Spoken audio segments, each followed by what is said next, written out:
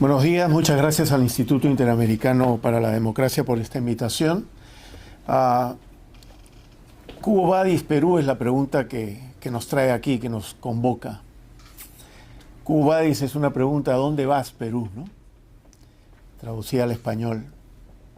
Y Carlos Paredes ha hecho una excelente radiografía de lo que está pasando en el Perú.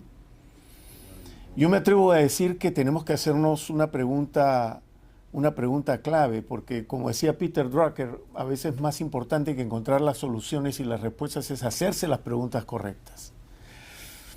Y la pregunta correcta es: ¿por qué el Perú, teniéndolo todo, teniendo todas las cosas a su favor, habiéndose convertido en el hub portuario más importante del continente, y todavía falta Corío y falta Bayóvar, y falta el tren transoceánico que va a venir desde Brasil hasta las costas del Perú, y somos el primer exportador de arándanos y de uvas del mundo, por no citar también los espárragos y toda la agroindustria peruana, que se ha convertido en una excelente muestra de prosperidad, de productividad, y teniendo aún muchas cosas más a nuestro favor?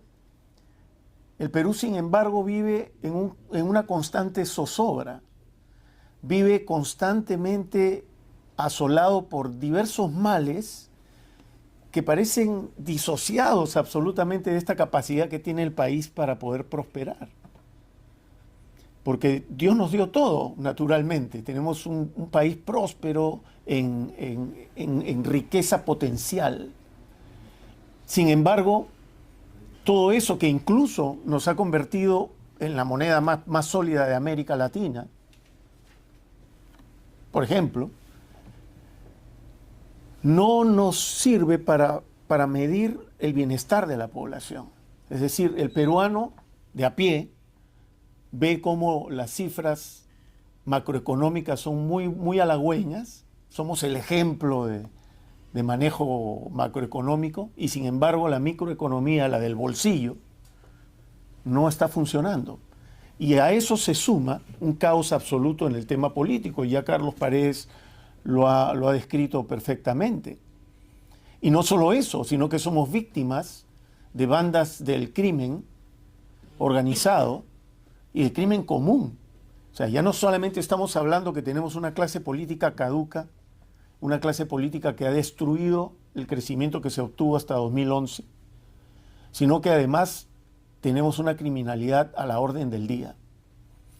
Y entonces aquí es donde digo yo, tenemos que hacernos las preguntas correctas. ¿Y cuál es la pregunta correcta? ¿Por qué el Perú, a pesar de tener todo para ser un país exitoso, para ser un país próspero, para ser un excelente país líder y locomotora de América Latina, es simplemente un país permanentemente en crisis? Y la respuesta que yo he encontrado es que el problema principal es el Estado peruano.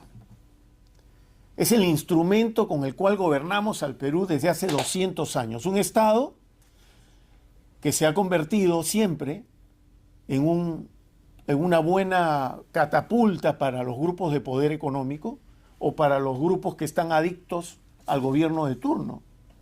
Y sin embargo es un Estado que ha significado la injusticia absoluta para los peruanos.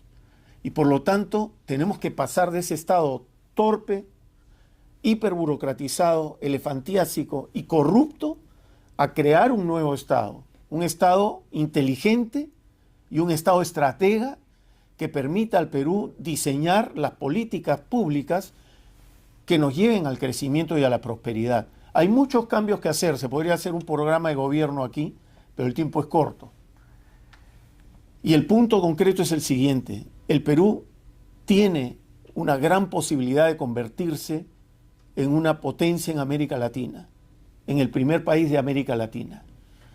Y sin embargo, su crisis de clase política, la crisis de violencia y la crisis de haber sido tomado por una economía ilegal, incluso en las instancias políticas más importantes, nos convierten y nos ponen en una disyuntiva. Y ahí viene la pregunta que que el doctor Carlos Sánchez Berzaín nos hace, ¿no?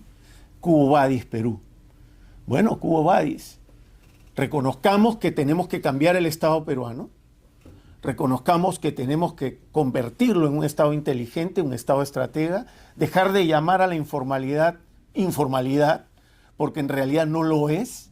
Ese es un término que pusieron los intelectuales de gabinete para llamarle un fenómeno que encontramos los peruanos para defendernos de un Estado que nos ha agredido durante 200 años.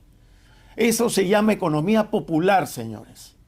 Y esa economía popular tiene que ser potenciada para la prosperidad de los peruanos a través de un Estado inteligente y un Estado estratega que logre consumar finalmente para todos los peruanos un Perú de pan con libertad.